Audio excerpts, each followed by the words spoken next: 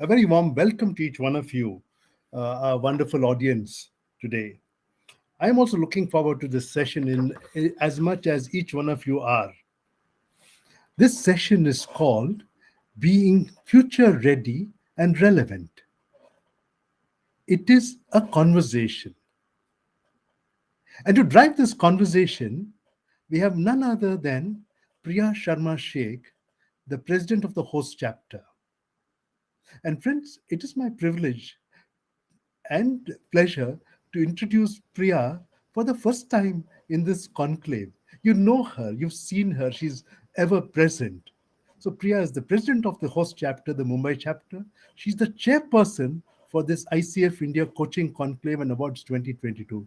And for me personally, it's been a pleasure to know her in the last 7, 8 months and work closely behind the scenes on this conclave.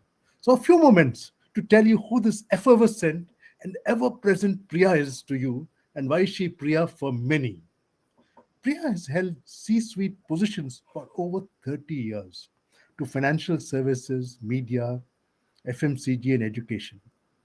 As you all know, I mean, it's no secret, but she is a ICF credential PCC coach and a growth catalyst to help individuals, teams, and organizations.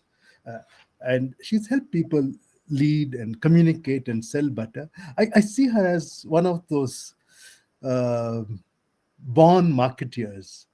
She's an influencer and she's able to take an idea and see that it resides into your mind. And that's something about Priya. She's also a mentor and personal brand builder for C suite executives and published a book which is based on true events. It's a fictional tale.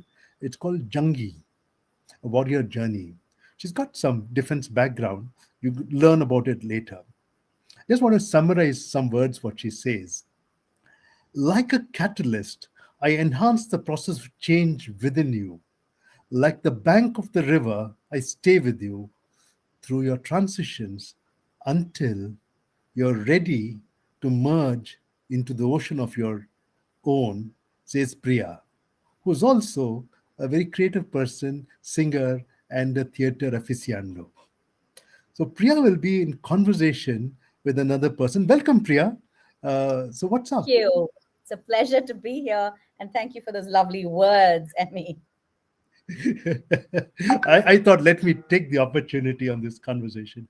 And Priya, you're going to be in conversation with a dear friend of mine for over a decade, and he's Anton Musgrave.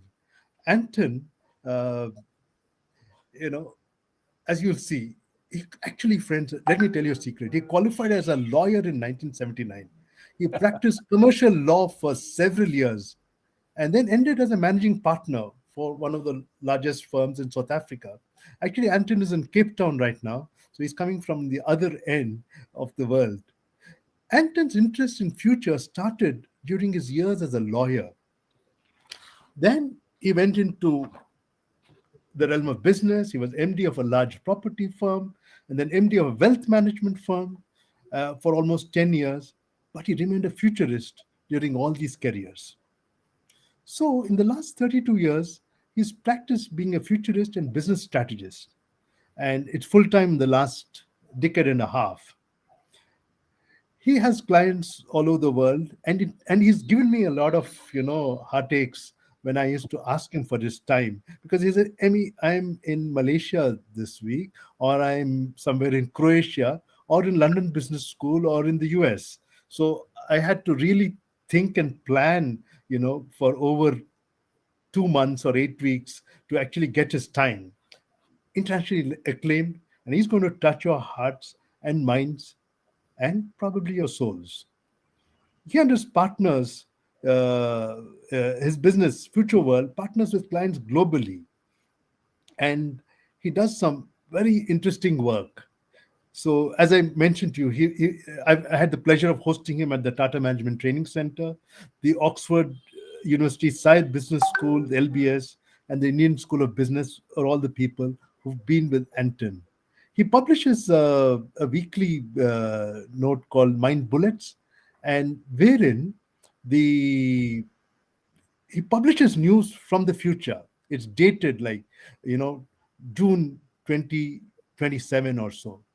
I went back to some of the old ones and I found that what he said sometime in 2015 were relevant in 2020 or so. So, Anton, warm welcome, my friend. Emmy, thank you so much. Great to be with you and the rest of the conclave. Priya, lovely to see you again, and really looking forward to a wonderful conversation. Wonderful. Likewise, Anton. Thank you. Fantastic. Thank you. So, what I'm going to do is when a catalyst, that's Priya, speaks to a futurist, you will all go to magical places. So, get ready for this journey. And Priya, please step on the accelerator. Buckle All up. right. Thank you. Thank you, Emmy. Thank you for that. And let's begin with that, Anton, if I will. If you're with your permission, should we begin? Yes? Yes, All let's right. do that. The future's So- not waiting for us, Priya. I know. So this is about being future ready and relevant. And the topic itself gets me started to think, being future ready. As a coach, we're constantly wanting to be present in the moment. And my philosophy of life also has been, and I try hard to, is be present, not carry what's gone at the back and not worry too much about the future. And yet, this topic is about being future ready and relevant, right? Relevance, Yeah. I understand. Yes, you shouldn't be archaic. You should evolve. You should adapt. You should be what's ready, what's needed now of you, right? Yeah. And that sounds like presence to me. But this future ready piece and being relevant, help me understand how is this topic landing with you? Because some things need to change, and yet some things don't. So, Anton, how is this showing up for you as a topic? Let's start with what your thoughts are. Priya, I mean, it's such an important sort of place to start, because most of us are so engaged with right now, maybe even just survival. We sense that all around us, things are happening at speed. Things that we never thought possible are happening. Some of them are really scary. Others are very exciting, but it's all happening at pace. And so we're consumed by the daily demands of everything ranging from survival to, maximum growth and learning and change. But I think the reality is, and it's tough for us to face up to, the reality is that our destination, the context in which humans live only a few years from now, is being shaped by A, what's happening today, but B, signals that the future sends us. And I think it's so important for the role of a coach to have an appreciation, at least, maybe not a full understanding, because no one knows what the future will be, and anyone that predicts it is crazy. Just ignore them immediately. But it's to have some sense, some appreciation of what possible futures might be. I talk a lot about how does one build memories of the future. And of course, we need to take ourselves out of the present and immerse ourselves in the world of tomorrow. And we need to spend some time, quiet time, just contemplating what's possible tomorrow and what makes various things possible. And to let that picture of these crazy ideas just settle down in our minds and ask ourselves, what could that mean for me as a human, as a mother, as a father, as a business person, as a coach, as a leader? And I think it'll dawn on you when you do this exercise and you go through this process, and it is a process. It's not just an event, it's a process. When you immerse yourself constantly in what these futures might be, you realize that it's crucially important to learn at least as much from these insights about the future as one learns from the past. In fact, in some areas of life and business, learning from the past is right now simply dangerous, because so many of the fundamentals are changing. So the humanness, the virtues of being a human, I think are constant. But the environment in which we practice the art of humanness actually fundamentally is changing. Shaped obviously by technology a lot, but also shaped by shifts in society, the generational shifts and so on. And so, the art of being future relevant or future ready is preparing for it. And you prepare for it by imagining it, by building this memory of the future. I love that, building this memory of the future. When I was training to become a coach, the mentor coach that we trained under, he said something really interesting. So he said, Priya, what do you imagine yourself 5 years from now? What's that future self of yours looking like? Yeah. And that was the first time I sort of met my future self, and I was imagining what she could look like. What are the colors she was wearing? Where is she living? What kind of life is she leading? What has she achieved, etc. And yet I'm thinking, that future self, is it like a dream thing? Is that a goalpost? What is that future self all about? Is that something that I want, and that's the destination I want to go to? And how do I know that that's the right destination? I know this, that if that's the destination, then that's the work that needs to get done. You work backwards and you say, all right, so what do I need to do to begin this journey to get there? But my thing is that how do I know that that future self is the right one? How do I know that future? I think the truth be told, you can never know with absolute certainty. But what you realize when you spend time contemplating, observing, synthesizing, and developing these memories or these insights, you realize that there's a directional momentum that you might need to change. There's a general skill set that you might need to shift or augment or acquire. There's certain things you probably need to stop doing. I talk about creating strategic extinction. In the same way nature does at the end of every season, plants die out simply to make space. The winter plants die to make space for the summer plants. And so in our own lives, as we prepare for these, maybe a range of possible futures initially, we realize that a lot of what we were doing in the past needs to be terminated, needs to end.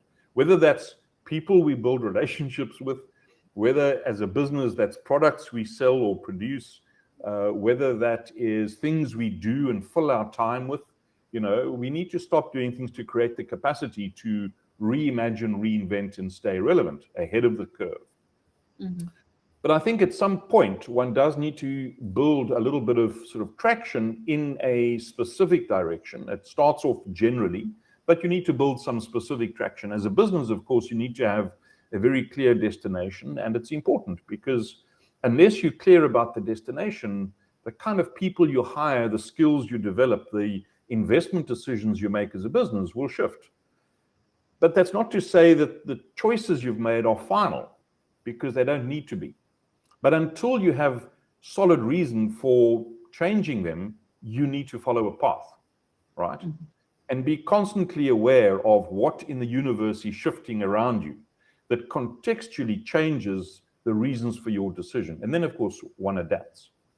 But I think for me, that's it. You need to have directional traction, if you like. And again, I talk about this, the uncertainty in the world today. One of the most important things for humans is to have a very clear sense of purpose, because only when you have a clear sense of being, of purpose, can you have any chance of coping with the anxiety in the world today. So as a company, give your people, your customers, your suppliers, a clear sense of why you exist. Not what you do and how you do it, but why you do what you do. And of course, why that's important to the future of humanity, right? Your future of your customers, etc.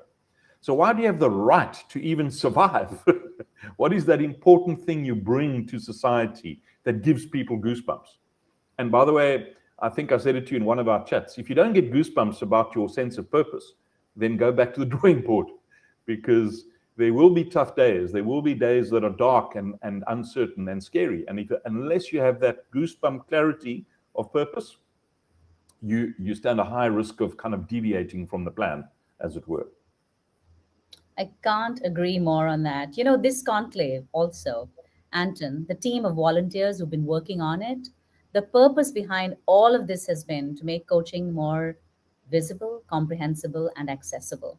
And literally, when I say this, I actually get a shiver down my spine as I say it, because it just means so much to me and to all of us who've been working on this.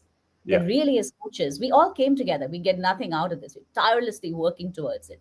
The why is so clear that we want coaching to be more accessible, more visible, more comprehensible to people. So I can't agree more. That was a lovely one.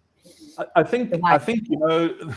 the truth of it is, if educators and coaches and talent executives fail, it's the end of the human species. So no pressure on the coaches on this conclave, right? Right. There is such a need in society right now. I mean, 72% of all leaders in America in the last year are showing more than one symptom of mental illness. Just think about that. At leadership level, with their fat salaries and all the perks of leadership in a first world country, it's astounding. Now, if that's the reality at that level, imagine the rest of us in ordinary society, the pressure, the anxiety we're feeling.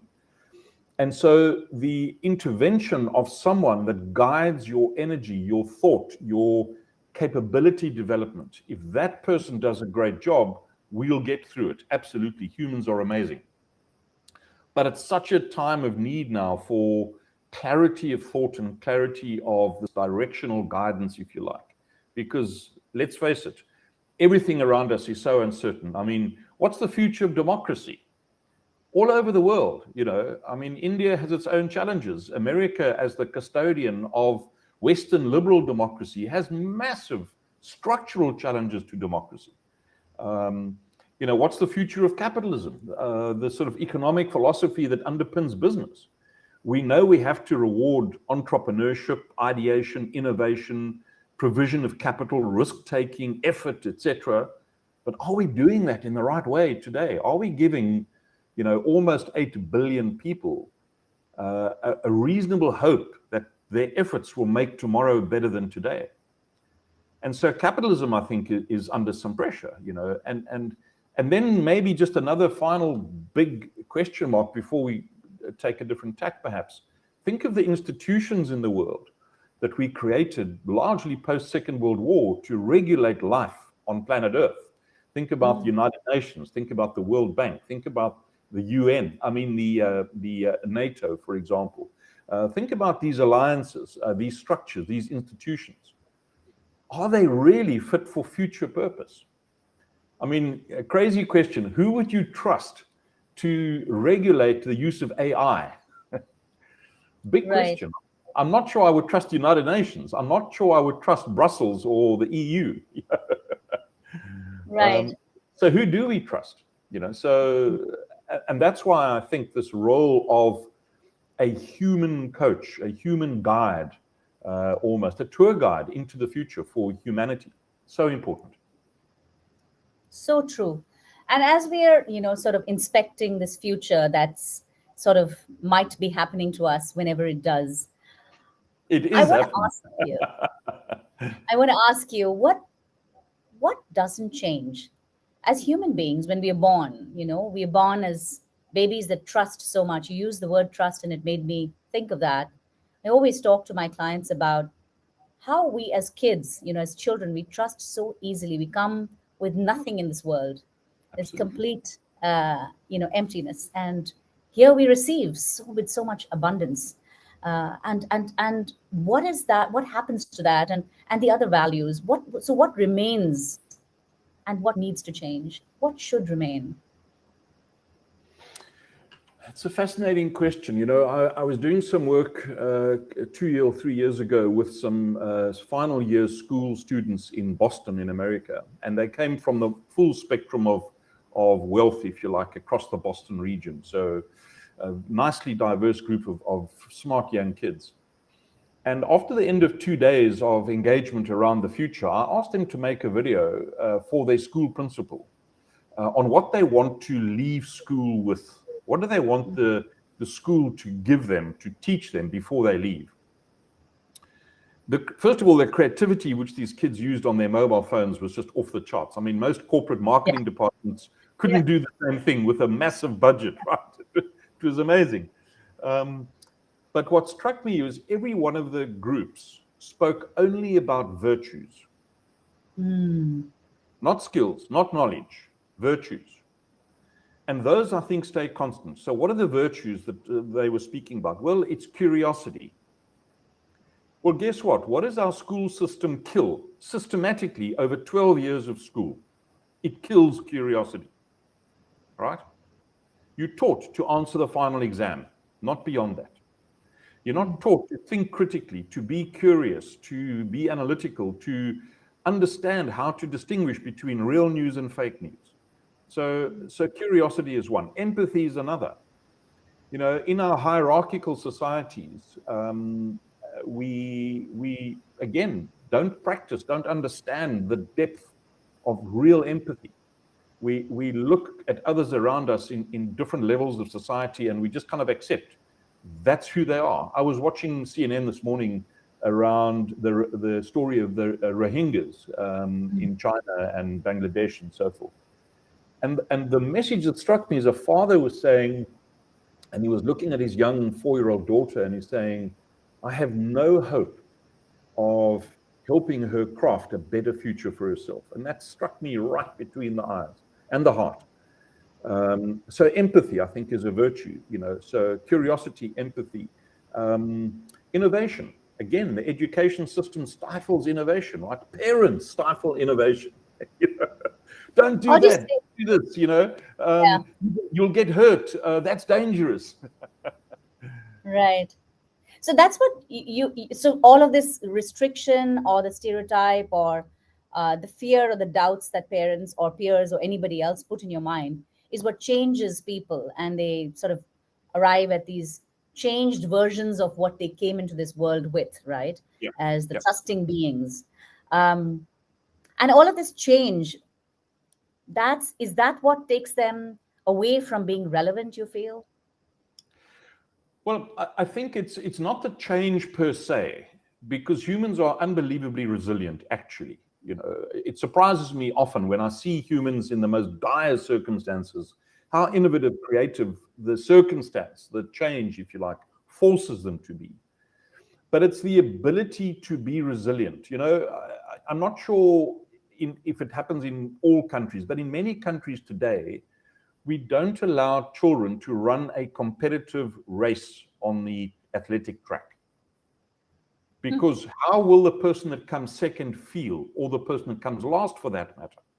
And so we're so caught up in this endeavor to protect the emotional well-being of a child that we don't let them lose. So everyone gets a prize. It's an insanity, right? Because life's not like that. So how are we preparing our kids to be resilient, to respond to the change? And here's the trick.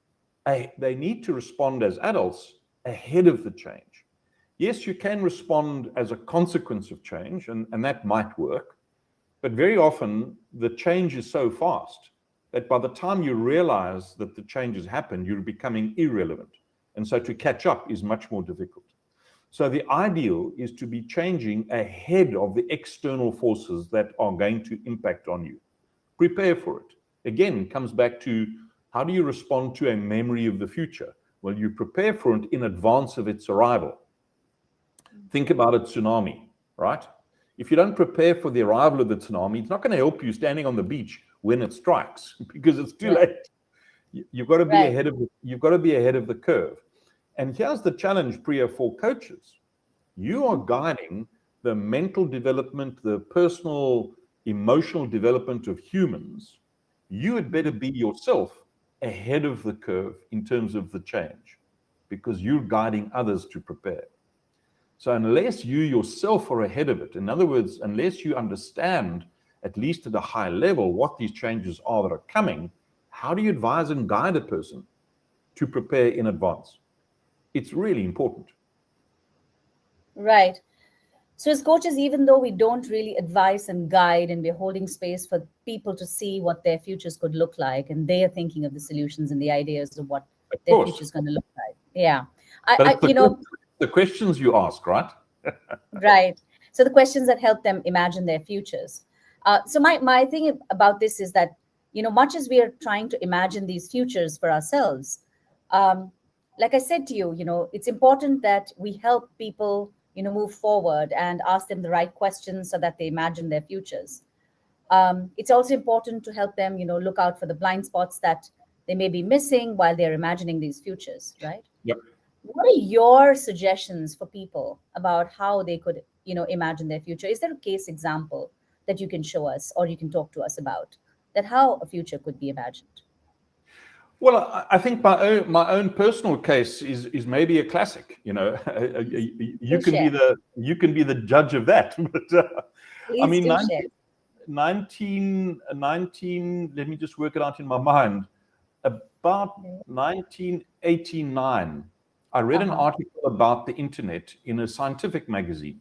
I was a lawyer. I was running a big law firm.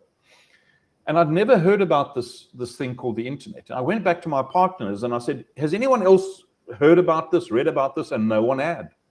And I said to myself, you know what? If this article ends up being true, this is in the days before mobile phones and email and all the rest of it. If this article is true about the ubiquitous sharing on a single platform of information accessible by everyone on the planet, life will never be the same. And it scared me so badly that I said to myself, wow, I need to find out more about this. And the more I dug, the more I scratched and I discovered, the more certain I was that my own profession would come under massive pressure. And when I realized that my partners in the firm were simply not prepared or open to even a conversation about a different future, that's when I decided I need to leave the profession. I didn't know as what, I didn't know what else to do. I was a senior lawyer. I was good at what I was doing, but I just knew that in this future, all of this is going to come under pressure. And I don't want to be on the back foot. And so I studied more, I explored more, and then I went into the world of business. And that sort of started a very different trajectory for me. In fact, 1990 was the year I joined Future World as a futurist, initially part-time for many years, obviously. But I kind of sensed, I didn't know the answer, but I'd sensed a different future. And I just, in my heart and in my gut, I knew I needed to go and prepare and do something differently. And that set me on a different road completely. And then there've been a few other sort of moments that changed my direction again, but it sparked this passion and this curiosity of this burning need to understand what else is just over the horizon that I'm not paying attention to simply because I'm focused on the here and the now, trying to survive. The moment you lift your eyes, you peer over the horizon. Wow, there's such exciting things happening out there. Some of them are relevant, some of them are not, but they're all exciting. And so to get specific for you, Priya, my first advice always is start doing different things. Speak to different people. I mean, many years ago when I decided to do something really different every 3 months, I went to a design conference of all the arts, industrial design, architecture, town planning, you name it. Completely irrelevant, I thought, for my business, but I went. And of course, I was dressed with a pair of cufflinks. I had the fancy pen in my pocket. I had formal work shoes on. And at the first coffee break, there was no one I recognized, and there was no one maybe more than half my age, maybe a third of my age. And they were all wearing jeans with tears in them, and a lot of them had sort of jewelry in funny parts of their body. I had no one to talk to. And then I realized, wow, go and talk to someone that you would not normally engage with. And so it took some courage, actually. I had to walk up to this much younger person in very strange clothes and go and strike up a conversation. And after 3 days, I came away glowing with excitement and passion and belief in the future because I had these different conversations. So number one, talk to different people. No agenda, just explore. Put yourself out there. And go all the way up the value chain or the wealth chain or the societal change and all the way down and have these conversations. The second thing is read different things. Again, most of us are so busy, we read the journal of coaching, the coaching monthly or the coaching quarterly or whatever it is coaches read, right? But what about reading something about, I don't know, let's be crazy, tattoos? Okay. Really crazy. What's the connection? Zero. Or maybe not. I don't know until I've explored it. Read magazines about subjects that you would never normally read about. follow blogs, follow some podcasts, just make it diverse. It mustn't have something to do with what you do every day, by design. And then press pause after you've read this thing and reflect and say, what could that mean for me? So, I have a habit now, Priya, when I read something, I stop. When I have a thought, I stop and I build a PowerPoint slide with an image and a message about whatever it is I've read, and I store it. I might never use it again, but it just sparks in me the discipline of saying to myself, so what does this mean? I mean, at a very practical level, I often am asked by executives to come and talk about the customer of the future. I love this because my first exercise is I get them to pair up and talk to each other and share stories about their own children that are scary or exciting. And I love it because the room explodes with energy. Parents love talking about their kids, right? Give them half a moment, they will. So it's great. And then after 5 minutes only, they come back and they share those stories with me.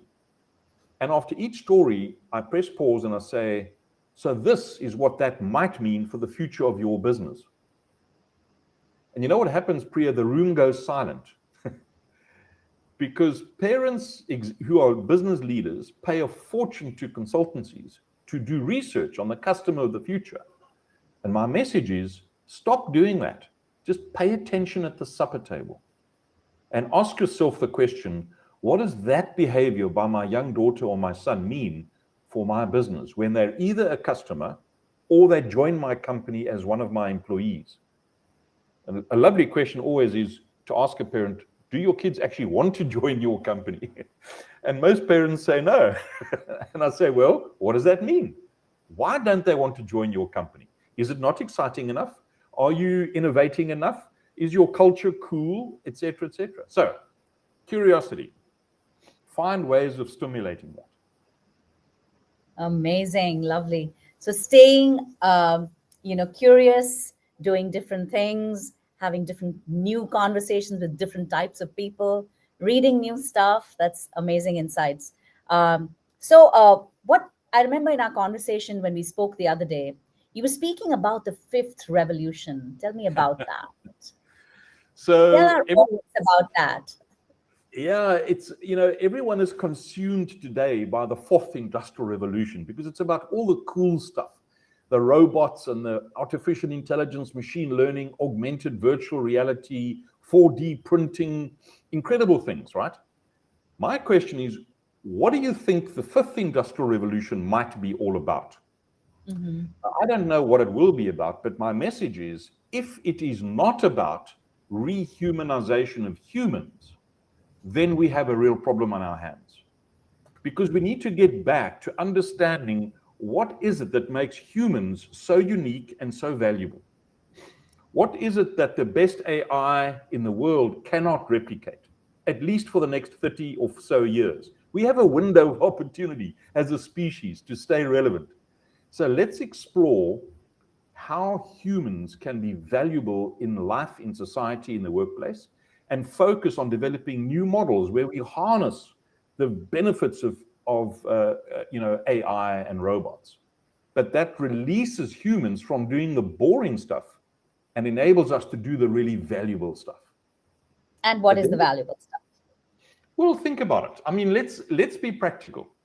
If a young 20-year-old helps an old lady cross a road safely without injury, the current system in the world doesn't recognize any economic value. Actually, that act has saved the state the cost of healing the old person or from injury. So there's an economic value, but our system doesn't recognize it. So how do we change the system to recognize humanness, the act of helping someone cross a busy Delhi road, and heaven knows, alive knows, I don't know how these roads get crossed safely, but somehow only Indians can. Anyone else can't. Anyone else gets killed in Delhi, right? So think about in Holland, there's an experiment running where the government gives free education to students at university on two conditions. One, they need to live in a facility which is shared with old people.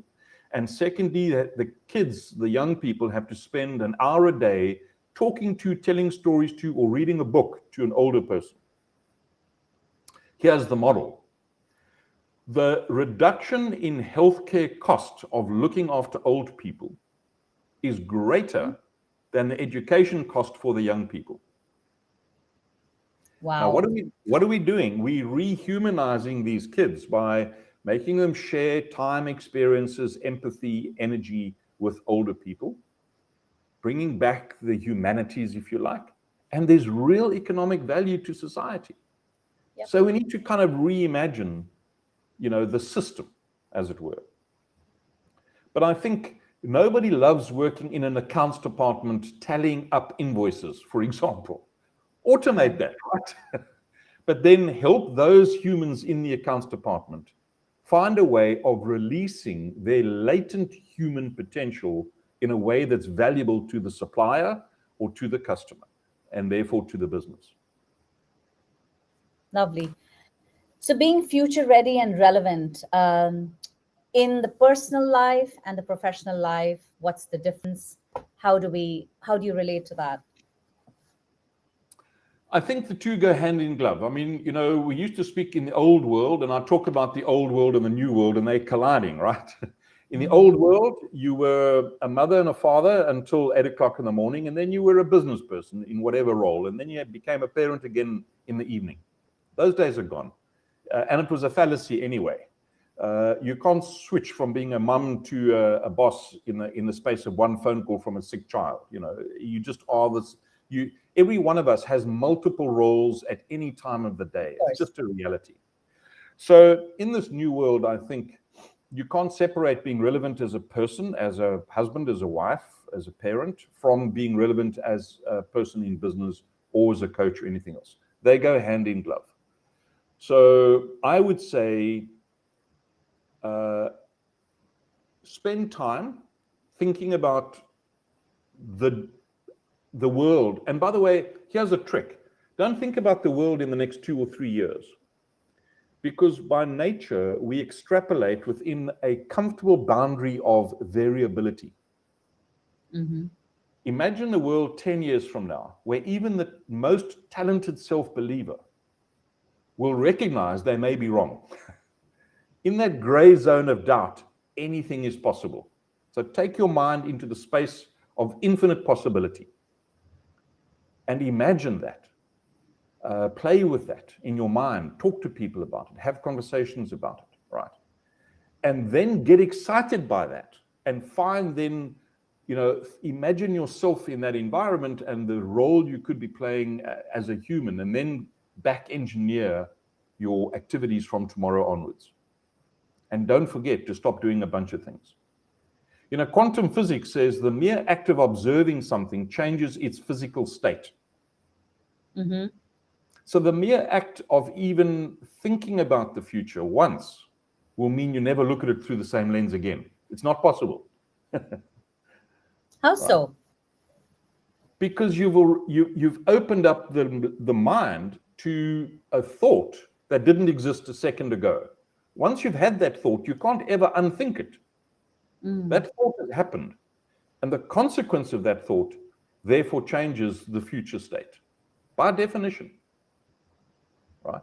And then you start augmenting that by doing things differently, by experimenting, by exploring other avenues of learning and growth and so forth. And then the future is different. And I guess the simple message, Priya, is we need to take responsibility for the future and let it be the consequence of choices we make rather than the outcomes of chance. Love that. So I constantly say this to my children, life is but a consequence of your choices. And it's really about what you choose in the moment. We always have the choice. And yet, when we have the choice, majority of people tend to blame everybody but themselves. It's a choice they make.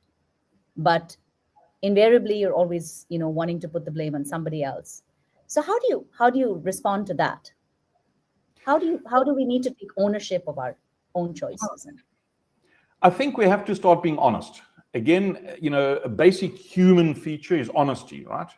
And unfortunately, we live in a world where there's lots of dishonesty around us. And I'm not talking about, the corruption and the crooks and the bad guys. Just even leaders, politicians, must stop lying, actually. Simple.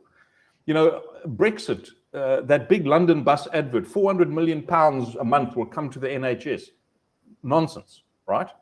Sustainability is the way forward. Nonsense. Sustainability is killing the planet. Sustainability, well, let's keep it simple. Think about it like this. Sustainability is what do we need to do today so that we can continue doing tomorrow what we were doing in the past. What do we need to do today so that we can continue in the future doing what we were doing in the past? The problem is, in the past, we were creating an environmental overdraft.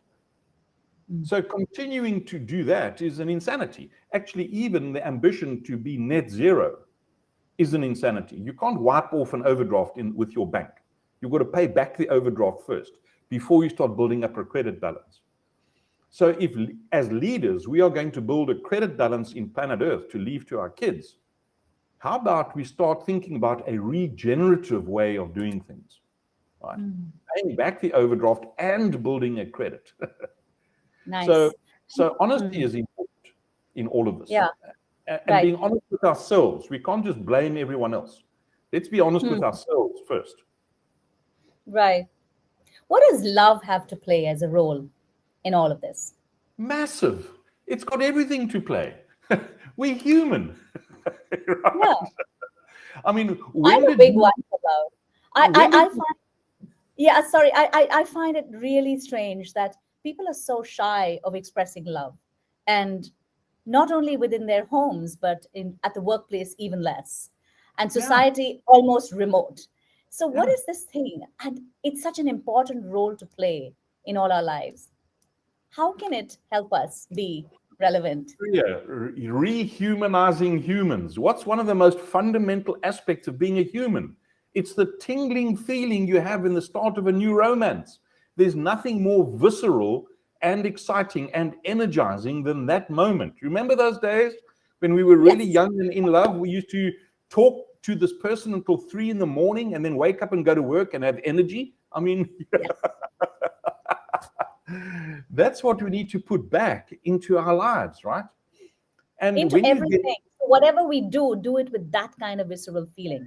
Absolutely. And how do you unleash that? I mean, I hate it. I hate it when leaders say to their teams, I'm going to empower you to do something. It's arrogant and condescending because it suggests that the leader holds all the power and you give some power to a person to go and do something. And if the leader didn't give you that power, then you didn't have the power. It's crazy. What leaders need to do is unshackle their people so that they become their brilliant self, so that they love what they do. They get energized and excited by what they do and how they can influence a customer experience. Just take away all these jolly obstacles we build in companies and let humans be romantic. Love, I mean, not in the romantic sense with your customers. Yes, not in the romantic sense. That too, but not necessarily. Absolutely. I know what you mean, though. True that. But this whole visceral feeling, my father would always say to me that, whatever you do it well, don't fool yourself. If you're doing it, do it with good intention and do it well. And something good will come out of it. Otherwise, don't do it. Don't waste your time. Don't waste everybody's time. Absolutely. So that's the thing, that feeling of, and along with that, I feel when you do things with love, serendipity happens. Serendipity is one of those human things, right? That machines don't understand. Robots, AI will never understand serendipity. But when it happens, Priya, magic happens. When you give someone a bit of valuable advice, 1 second before they need it, it's at its most valuable. Giving a person some help 1 minute after they've asked for it, of course, has value. But offering help 1 second before the person realizes they need help, wow, that's powerful. and AI is not there yet. Wow, amazing, amazing. So that feeling of, being there for somebody in that very moment when they need it most is so beautiful. Lovely. Yeah. So this has been a I see wonderful. there's a comment here in the column that in the organizational context, unshackling is what people mean by empowerment. I don't believe that in most cases. If you just look at the standard operating procedures in most companies, they shackle us. If you look at internal rules, if you look at what Samantra Ghoshal calls the smell of the place, we build organizations that don't smell all that great. And we still use the words, I'm empowering you. I'm empowering you to excite the customer. But my SOPs and my tech platform is disempowering by definition. Right. So I'm mindful of the time. We're at 4:30 and we have about 10 minutes to go. And I'd like to invite Emmy back up here and look at some questions from the audience, if he will. There he is. Yeah. There's a fascinating dialogue till now. I just lost count of time. But Anton and Priya, wonderful. Let's kind of take one question from Krishna Praveen. We may do about 2-3 questions, I would say, given the time. Yes. He says, stay in the present and be future ready. It sounds mutually exclusive for me. How do we make them coexist? Anton. So I think there's an unwritten connectedness between them. So yes, you need to stay in the present, absorb it, feel it, share and receive energy, etc. But it's guided by a back of the mind memory of a destination that you're aiming towards, even if it's broadly.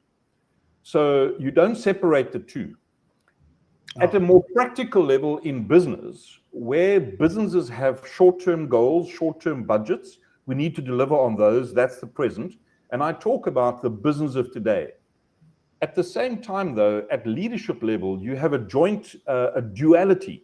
You have to operate this present successfully, but you also have to execute or prepare for the business's relevance in the future. And often those two are mutually exclusive. Why? Because you might need to build something for the future that might cannibalize part of your business of today. That I do understand. And the way around that is you separate the functions. You have a group of people that operate the present, and you, by the way, you measure and reward them accordingly. And you have a different group of people with different success metrics that you give responsibility for delivering the business of tomorrow. And sometimes those are potentially mutually exclusive. But it's far better to eat yourself, create your own worst enemy and own it, than let someone else create your worst enemy. That's a very interesting perspective, right? And let's take another one. You've done this several times, Anton. And Ajit Singh Rao says, how does one then factor VUCA world? Should we now plan less than 5 years? And perhaps I think you'll tell them what VUCA means in your perspective as well. Well, first of all, it's no longer VUCA. That's outdated, right? It's E-VUCA. It's exponential, E for exponential, then volatile, uncertain, complex, and ambiguous. So it's an E-VUCA world. And an E-VUCA world means that the volatility in the world is only going to increase. The beauty of the E-VUCA world, Emmy, is that anything is possible and there's no wrong answer. Again, it comes back to what Priya said. It's a matter of personal choices, right? There's no wrong answer in this world, or very few. Most things are possible. So it's what you choose to do. And again, you have to operate the business of today in the present and respond to short-term events. That is what I call tactical action. But strategic thinking and strategic action is preparing for the world the day after tomorrow, just over the horizon. And it's in that time frame that you think about the business of the tomorrow, or the Anton of tomorrow, the future Emmy, for example. It's not next week. It's just over the horizon. 2 or 3 step changes after today. And it's in that gray zone. Now, in some industries, you need to go 10, 15 years out to think about the gray zone. Let's take aircraft manufacture, for example. But in other industries, if it's a heavy tech industry, anything beyond 5 years is almost impossible to contemplate because the change is so rapid. So again, it's contextual. Right. Thank you. Hey, Priya, I'm curious. I feel like asking you a question. Yes, and sure. This is someone, Anuradha Sant, whom we know very well from the Mumbai chapter, says, it's normal to get attached to success and what got us here. What do you suggest one needs to do to remain suitably detached in creating strategic extensions and being future ready? I was just reflecting over your journey over the last 10 months itself, and I thought you might like to respond to this question. Yeah, it's honestly, Anu, the fact is that, the end goal is like the way we said, we wanted to do something with this conclave, right? The end goal was we wanted to make it more prevalent to society. More people should get to know about coaching, etc. That was the end goal. But finally, if that's the goal, yes. But what do we it's like almost that, Anton, I'm going to take your permission to say something in Sanskrit, and I'll explain what that means. There's this beautiful saying that says, Karmanya Vadaka Raste Mahapaleshu Kadachana. It's in the Mahabharata. And it's a slightly longer one, but the essence of it is that we are not to worry about the fruit of our efforts. We are to worry about what are we doing, or what are we being, or what is the effort we're going to put in to achieve whatever, right? So not to worry about what's going to happen at the end of it. Yes, we want to achieve success. Yes, we want to do well. Yes, we want to have many thousands and thousands of people get to know about coaching. Yes, of course, we want all of that. But what do we need to do is what's important, not really just that end goal. And that's what I was saying, that, it's not just about the destination. It's about this journey is what I need to really focus on. And in that journey, all that comes with it, the good, the bad, and the ugly, whether it is a tide, whether it is a hurdle, whether it is a bend in the road, whether it's a ditch, whatever that be, how do you deal with it as you go along? And what friends, what relationships do you make? And how do you feel as you're doing this? And how is your purpose driving you as you're going towards that direction? Yeah. Thank you. And I think, Priya, it's so important in this purpose thing Purpose is not a dollar value or a quantitative measurement. Purpose is qualitative. Purpose is almost, I hesitate to use the word spiritual, but it has a depth of meaning to it. It's profound. It's not about I want to be $1 billion business, right? That's an outcome of something else. Take Lifebuoy soap. I mean, most of us grew up with Lifebuoy soap somewhere in our childhood. I can still smell Lifebuoy soap. Their purpose is to make humanity more hygienic. Right? That's it. And now, of course, you want to build accessibility, distribution platforms, pricing, marketing across all phases of the world, in all markets, etc. That's what you do and how you do it. But why are you asking every employee at Lifebuoy to, give their best, make personal sacrifices? Well, just imagine, we are making the world a more hygienic place. Right. And like we coaches are making the world, more aware of coaching. We want coaching to become integral to society. That's why, as ICF, it exists to do that. Make coaching prevalent. I would say making coaching prevalent is quantitative. Here's a challenge to you. Changing the way 1 billion people think.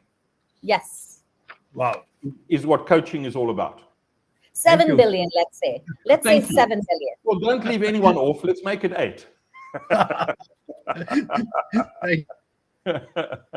I love that. The last question, and this is H.G. Wells will be really happy that this is a time machine. I didn't know that already 55 minutes have gone by. I can't believe it. We are. Yeah. Siddharth Shukla is taking a question from my previous session where I was there. And he says, in one session, he loved the quote wherein we said, a vision without a plan is just a dream. A plan without a vision is just a drudgery. I think here it completely fits in. Vision for your future and what plan to achieve that. Any thoughts on this, Anton, as a parting shot? Yeah, I think this vision for the future thing is important, but we need to invest the time to articulate it, think about it, build a memory of it. The next question we ask ourselves is, how did I achieve it? And it's an important question, because when many people sit in the present and they say, what should I do? What could I do? Their natural filters in their brain, many of them subliminal, actually constrain their thinking because they can't see a way forward, or their spouse won't approve it, or their boss won't, etc. But put yourself in the future, articulate that destination, and ask yourself, how did I do it? First, get the goosebumps. And then all the practical obstacles get removed when you put yourself in the success moment and look back and say, what was the first step I took? What was the second? What was the third? Don't worry about the 9th and 10th and 12th steps. They will happen in the fullness of time. But start building some traction in the general direction of your destination. Let me remind you that in 1969, when Apollo landed on the moon, for 99.999% of the journey, the space shuttle never pointed at the landing spot. But everybody in the whole of NASA knew exactly within 200 meters where they wanted to put that shuttle. And so you're aiming for the moon, but you're adjusting course en route because of circumstance, because of shifts, because of unexpected events, etc. But never forget what it is you're aiming at. Wonderful. Yeah, amazing. You know what I'm taking away from this session, Anton, my nugget, my rich nugget is, discovering that visceral feeling once again, being able to just feel it. And when you get it, build on that. Absolutely. Priya, and if you don't get it, start again. Yeah. Keep trying. Keep trying. To look for it. Redesign, rethink, rethink. Some, good old chai or something else helps, but, Yeah. And spread more love in the world. Lovely. Fantastic. I agree. So Anton and Priya, on this genuinely happy note and this note, I think we need to call it on this particular session. Anton, my friend, I'm so grateful for you to share your wisdom and energy and wit with us.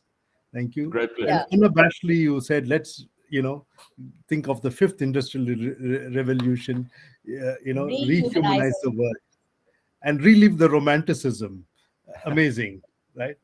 And Priya, so I just I'm very grateful to you. And in the traditional Indian way you've experienced, let me say namaste to you. Anton, thank you so much. Thank you. Thank you. Wish you well, everybody. Have a fantastic rest of the conclave. Yeah, I'm not done yet. Just a moment more. And I want to thank Priya. Priya, of course, you're the host of this whole conference, the chairperson. But I believe that your incisive questions and sparring with Anton actually made this really a masterclass. Together, you helped us understand the imperatives to create a future that rests with us. I just want to close with the words of, two persons, I like them, but what Chancellor Angela Merkel said, the whole way that we do business, that we live, and that we have grown accustomed to in the industrial age will have to be changed. We will have to leave that behind us in the next 30 years, and we have to come out and we have to come to completely new value chains. That's what she says, and it's so relevant. And then my favorite is the Danish philosopher, Søren Kierkegaard. He says, life can only be understood backwards, but it must be lived forwards. So friends, create your future, live forwards. So thank you so much, Anton. And thank you so much, Priya. You could go backstage and then I will make some announcements and close the session. So friends, thank you, audience, for your participation in this conversation. Your comments were extremely thought-provoking, and as well as your questions. Thank you and enjoy the sessions. Bye-bye.